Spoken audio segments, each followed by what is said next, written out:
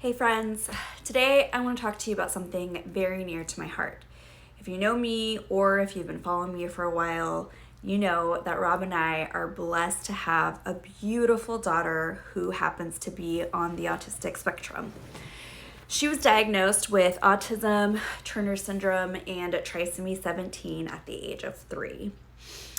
And basically, today I just want to talk to you about something that's come up often, and it's how to include your community and make special needs something normal. So, Tennessee, my daughter, is 6, and she has 2 younger sisters who are 5 and 3. So, basically, they're all at the age now where they notice that things are different between them. Some things for Tennessee are more challenging, and others are easier. So, hard time tying your shoes, can read at 3rd grade level. Very different. And we do live in a very close community, and all the kids in our cul-de-sac are really close in age. So, Tennessee is constantly involved with all of them. And the good thing is they all love her. But we did feel it was time to start a conversation with the kids in her life, including her siblings. So here's the thing. When Rob and I first got pregnant, we decided that we would be very open parents. Now I understand no parent is perfect, but we decided we wanted to err on the side of being too open than not open enough. And I was raised in a very different home. I was raised very sheltered with little to no discussion about important things.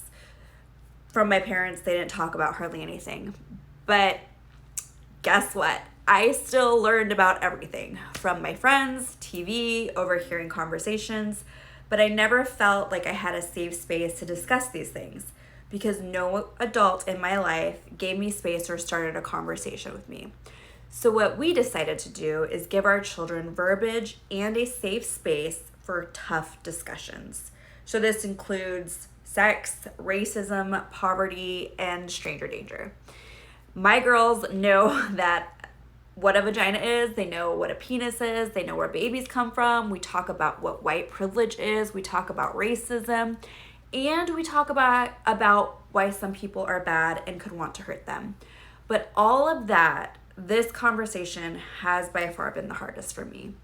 See, I want them to grow up to be inclusive of all people, and those of our special needs community need extra love and understanding and acceptance. So what my girls, have learned, and then with Tennessee, she doesn't always get social cues. She gets frustrated or screams for what seems to be no reason at all.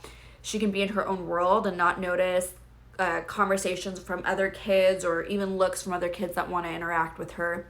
She can repeat herself over and over, or she can talk to you for hours about dinosaurs, even though you didn't ask. So other kids, they may not understand that. They may not understand her, which I get. But it is our jobs as parents to help bring understanding to our children. So here's the thing. Instead of waiting for an opportunity for your child to become involved with an autistic or a special needs child, begin talking to them now. Talk to them about how people are different, how children are different. So before they find themselves on the playground, talk to them now about how to interact and include those who see the world differently.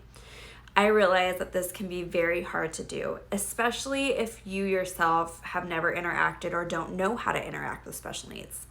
Let me start by saying that I am no expert. I am just a mom who has a child who happens to be on the spectrum. So what I'm sharing is from my own personal experience. And let's start there. It's a spectrum. Number 1, it's a spectrum, which means that this can be from a nonverbal child to someone who has an extremely large vocabulary. Tennessee is the latter. She has very large vocabulary, which means what I hear a lot of times is people saying to me, she doesn't look autistic. You don't know how much therapy and work has gone into a child to know how to have typical responses. So just because a child is verbal doesn't mean they aren't on the spectrum. So one thing I've noticed in our life is that since Tennessee is verbal, people expect her to respond and act as a typical child. So when she screams out of frustration or begins to have a meltdown because the colors are too loud, and yes, that is a thing for her. Colors are loud for her. or the sound of the air conditioning is scaring her. They tell her to get over it or not to worry about it or what's the big deal, but it's not that easy for her. So don't discount their feelings. Just because a child can't voice or verbalize what they're always feeling, it doesn't mean that they're just being brats or they're misbehaving. And that's such a common misconception. They actually need help navigating and understanding their emotions. Hell, us as adults need that, which is why I'm in therapy. And you should be too. It's good for everyone. I swear by it. Anyways, so when a child's upset, don't just assume that they need to be disciplined. More than likely, they just need to be seen and heard. And don't we all? When talking to a friend with autism, know that they do input more than you actually realize. So if they're not responding, they're still inputting information. So they may not always respond in that moment, but they are listening. I've had Tennessee tell me of some things that people have said to her or have said about her being weird days later. In that moment, she couldn't put words to her feelings. But later, she shared with me how it made her sad and how she felt lonely. Second, don't pity the parents. Please don't feel sorry for me. Or say, wow, I don't know how you do what you do, or I couldn't do what you do, because I don't feel sad about it. I love my child. Are there bad days? Yes. Does she have some challenges? Yes. But don't all kids? I'm not over here wishing she was a typical child. She is who she is, and I would never change that. I would never change anything about her, and I need you to hear me. I would not change one thing. So please, don't pity me, and whatever you do, do not ask me if you can pray for her healing or for that situation. She doesn't need that. She is a powerful little girl who, just like her two sisters, she will be a force to be reckoned with. Trust me, she will be. And most of all, let's make special needs normal, not something to be gawked at or to be ignored. Talk to your kids about it. It's a normal thing.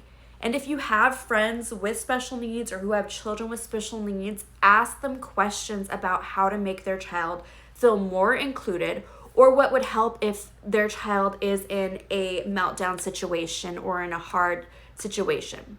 Each child is different. So let your children know that.